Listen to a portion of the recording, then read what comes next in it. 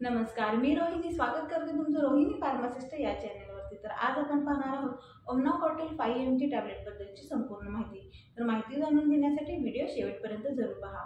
तसेच जे कोणी माझ्या चॅनलला अजूनही नवीन आहे, ज्यांनी सबस्क्राईब केलं नाही त्यांनी प्लीज चॅनलला सबस्क्राईब करा। तसेच बाजूला दिलेल्या बेल आयकॉनला देखील प्रेस करा, म्हणजे माझे येणाऱ्या प्रत्येक व्हिडिओचे नोटिफिकेशन हे तुमच्याजवळ सगळ्यात आधी येतील आणि तुम्हाला मी टाकलेले सगळ्या काही मेडिसिनची माहिती तुमच्याजवळ सहज पोहोचली जाईल। चला तर व्हिडिओला सुरू करूया।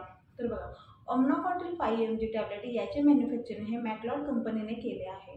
याच्यामध्ये प्रेडनिसोलोन नावाचा ड्रग आहे, जो की एक ॲलर्जिक कंडिशनसाठी वापरला जातो। चला तर पाहूया ह्या टॅब्लेटचा नेमका वापर कशासाठी केला जातो। तर बघा, ही टॅब्लेट एक ॲलर्जिक कंडिशनसाठी वापरली जाते, जसे की त्वचेचे रोग होणे, आतड्याला सूज येणे, तसेच डोक्यामध्ये खाज सुटणे। तर अशा वेगवेगळ्या त्याच पद्धतीनं डोळ्यामध्ये चिपडे तयार होणे, छातीत घरघर आवाज येणे, दमा म्हणजे अस्थमा होणे, सर्दी खोकला याच्यासाठी ह्या अशा वेगवेगळ्या कंडिशनसाठी वेगवेगळ्या ॲलर्जीसाठी या टॅब्लेटचा वापर केला जातो।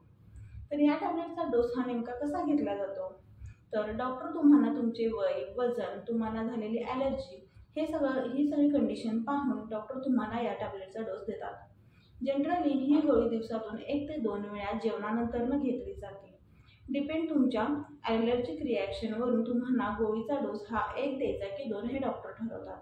त्यामुळेच ही गोळी घेत असताना नेहमी डॉक्टरांचा सल्ला घेणे आवश्यक आहे। तर या गोळीमुळे तुम्हाला काही साईड इफेक्ट देखील दिसून येऊ शकतात, जसे की पोटात दुखणे, डोकं दुखणे, तंद्री लागणे, तर मळमळणे। तर असे वेगवेगळे कॉमन साईड इफेक्ट तुम्हाला दिसून येऊ शकतात। यासारखे साईड इफेक्ट दिसल्यास लगेचच डॉक्टरांचा सल्ला घ्या। तर ओमनाकॉटिल 5 mg टॅब्लेट सारखेच आणखीन एक ब्रँड आहे, जो की वायसोलोन 5 mg, तर तो देखील तुम्हाला मेडिकल शॉपमध्ये कोणत्याही अवेलेबल होईल। तर हीच होती आजची ओमनाकॉटिल 5 mg टॅब्लेटबद्दलची संपूर्ण माहिती। तर माहिती थोडी जरी आवडली असेल तर प्लीज चॅनलला लाईक करा आणि सबस्क्राईब करा।